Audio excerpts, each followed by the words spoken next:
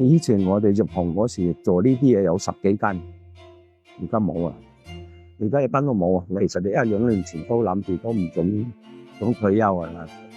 咁樣一仲一路捱下，今日都捱唔到啊！因為都唔想做。佢完全冇機械化嘅，所以係比較辛苦啲。但係人手做嘅嘢咧，就非常好食嘅。佢有個手感啊，即係好似手打魚蛋咁樣啫嘛，同機器打魚蛋係兩回事嚟嘅。你而家冇辦法食到啦，已經係明日黃花㗎啦呢啲。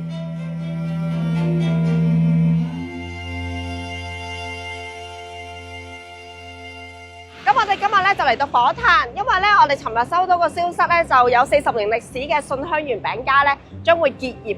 咁其實之前咧我都曾經約過佢一次做訪問，不過當時咧就婉拒咗我嘅。咁因為見到佢結業啦，咁同埋其實佢係全港唯一一間做馬仔嘅餅家嚟嘅。咁我哋覺得咧好有呢個記錄嘅價值啊！咁變咗咧，今朝晨咁早8點鐘咧，就同 Harry 嚟到火炭咧，希望搏一搏，睇下佢會唔會做呢個訪問啦。咁我哋而家咧就照搏一搏啦。其實我都唔知，而家上去睇下啦。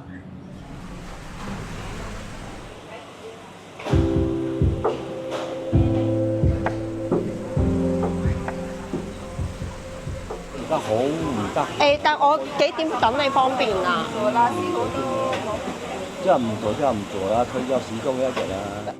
雖然我哋有晒心理準備，老闆未必做訪問，不過最後 Fiona 又真係得咗，呢個有可能係順香園老闆最後嘅訪問。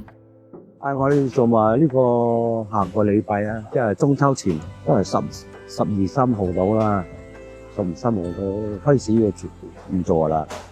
咁點解即有呢個決定嘅？決定係因為佢年紀一路大啊！我其實你1-2年前都諗住都唔想退休啊！咁佢一路捱下，今日都捱唔到啊！因為都唔想做。我哋個個都係70、80歲嗰啲，佢始終要一日要退休啊啦！我生意而家都難做啲㗎啦，而家時關有些少關係啦，不過我多數都係我哋自己嘅原因啦。7、8年嗰時喺第二度啦，咩自己搬喺度83年。呢個廠房係咪你哋㗎？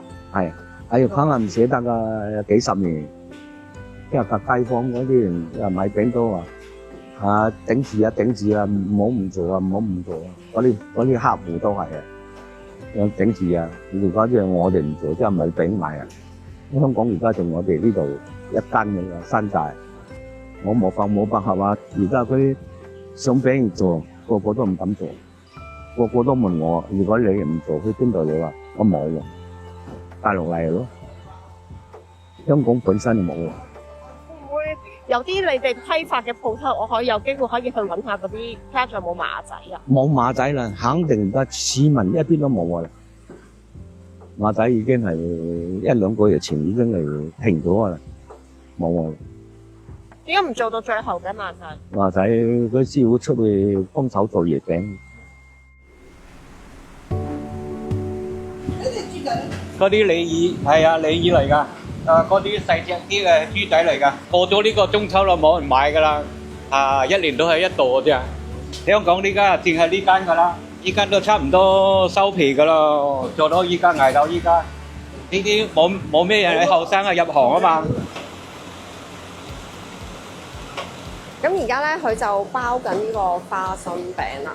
咁你見到咧，佢上面係勁多足料嘅花生啦。咁我而家佢請咗我一塊食，咁我而家食一食啦。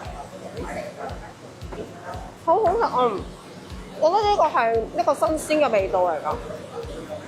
你見到佢上面係勁多圓粒嘅花生啊，同埋因為新鮮啱啱焗出嚟咧，變咗你係好脆啦。同埋你有淡麵粉嘅香味咯，我諗我都好耐冇食過糖餅。我朋友咧，其實佢已經移民咗過馬來西亞㗎啦，咁佢好中意食呢間嘢嘅馬仔嘅，咁佢一路同我講咗好幾次㗎啦。咁然之後我見到段新聞咧，就話佢可能中秋之後就唔再做啦，咁所以我今日就一早我即係9點開，咁樣再一早咧9點鐘就過嚟睇下買唔買到，咁原來咧佢已經唔再做，咁都好可惜啊，冇辦法啦。好似話佢哋就快中秋就執笠嘛，咁咪諗住過嚟買下咯，都係特色手信嚟嘅，始終手工製啊嘛，同埋就傳統少少。人哋都要退休嘅，係咯，咁人哋都算係光榮結業啦，咁唔會話可唔可惜嘅。咁希望呢個傳統手藝可以傳統落去啦，傳承下去啦。幫同事買，同埋話想食啊嘛，同埋啲馬仔好食啊，所以咪叫我嚟買，但係佢冇得買，好可惜。買咗啲咩啊？買咗老婆餅啦、哥酥餅、摩羅酥咯。你自己本身好中意食糖餅我麻麻啦，但係我中意食佢啲馬仔嘅。咁佢啲馬仔有咩特別？好食過出邊咯，依人咯，夠甜咯 ，OK 啊，啲味道好食，所以咪而家要珍惜呢啲香港啲百少見少啦啲嘢。咩都買啲，其實我最想買馬仔，不過就話冇晒，跟住然後見到咩就買少少咁樣。可能我都係第一次聽，咁但係如果佢結咗業嘅話，都會覺得可惜，因為好似都冇得再試佢啲嘢。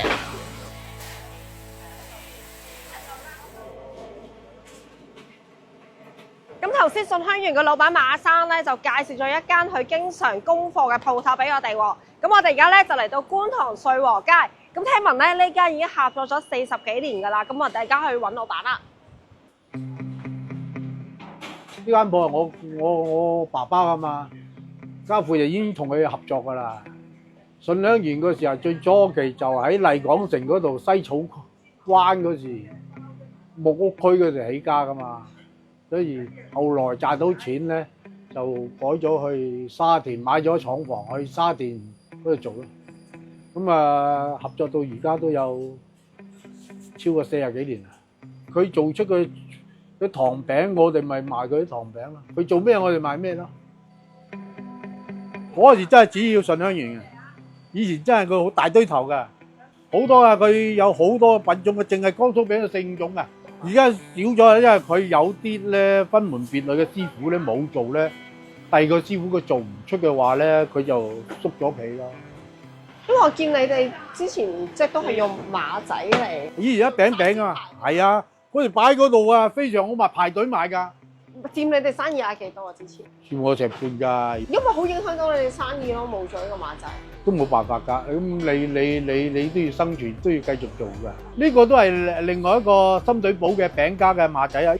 嗰時你應該聽過楊受成嗰個集團咯，佢太太陸小曼、離親艾司機一齊嚟攞，佢應該係好欣賞信香園嘅馬仔嘅，一個人手做嘅。咁點解佢嘅馬仔咁出名咧？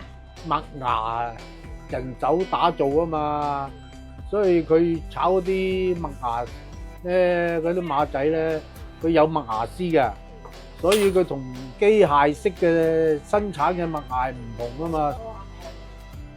我成日去工場嗰度攞貨咧，我就好清楚，佢喺一個大鑊嗰度，麵粉溝嘅蛋同埋加埋啲配件落去，然後咧等佢發酵咗。切幼一條條，然後抌落個油鑊嗰度炸，撈落去麥芽，麥芽咧就喺個大鑊嗰度煮到佢結達達嘅時候，好似嗰啲花生糖咁樣結，又冇佢花生糖咁結，清清地，然後倒落嗰啲麵粉灰落去，嗰啲原材料倒落去，然後靠呢個臂力料攪，將嗰啲原材料同埋嗰啲攪勻去黐埋一嚿咧，咁樣咧就壓平佢。呢兩個肩背啊，要用乜陰力去做嗰啲嘢，因為我諗佢可以說服到啲師傅繼續做落去噶嘛，誰不知師傅嘅嘢都係可能做到有職業病啊，或者乜嘢年紀大啊，都係有啲問題。阿馬生都74、75歲啦，我都70歲啦，去到咁嘅年齡都有啲退意㗎。但係揾唔到師傅，其他師傅做到呢個馬仔嘅手藝咩？做唔到㗎。糖餅咧有個特色咧，某個師傅做某行嘅，譬如佢做開江蘇餅嘅手藝咧，佢做江蘇餅好叻嘅。但係佢至於佢跳去做馬仔咧，佢未必懂嘅。所以佢每一個品種咧有每一個師傅嘅，所以佢分門別類都好緊要嘅。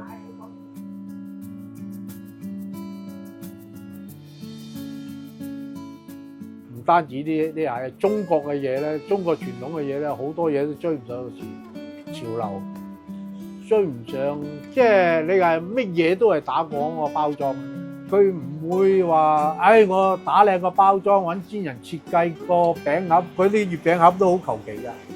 但個月餅係非常好食，佢即係人工做嘅。我哋做咗幾十年最清楚㗎啦。嗰啲某大公司嗰啲月餅啊，賣到300幾蚊，你幾成本有幾錢啫？成本真係100幾十蚊嘅啫，起碼一半係廣告費。佢幾好賺，佢賺一個月中秋節啊，可以維持1年嘅生計嘅，絕對可惜。因為佢有傳統嘅手藝，但冇包裝嘅價錢啊嘛，佢係平民化個價錢，但係香港好奇怪啊，越係平民化嘅，越係睇唔起嘅。咁喺尋日咧，我同 Harry 就收到順香園結業嘅消息啦，都覺得有啲可惜嘅。咁嗰時就諗，不如即係的起心肝嚟一轉，睇下順香園會唔會肯做訪問。咁最後冇諗過，即係今次終於可以幫佢呢個老餅家記錄咗佢臨結業之前嘅故事啦。咁其實咧好多時即係馬仔可能一啲經常你會接觸到嘅食物，你冇留意佢嘅時，但係到突然之間收到，原來以後冇得食咧，你會覺得好惋惜。咁好似呢一年好多時都會經歷緊呢啲嘅情況咯。咁雖然老實啲都要講啦，即係趁佢喺度嘅時候咧，大家要好好珍惜啦。咁我哋下集再見啦，拜拜。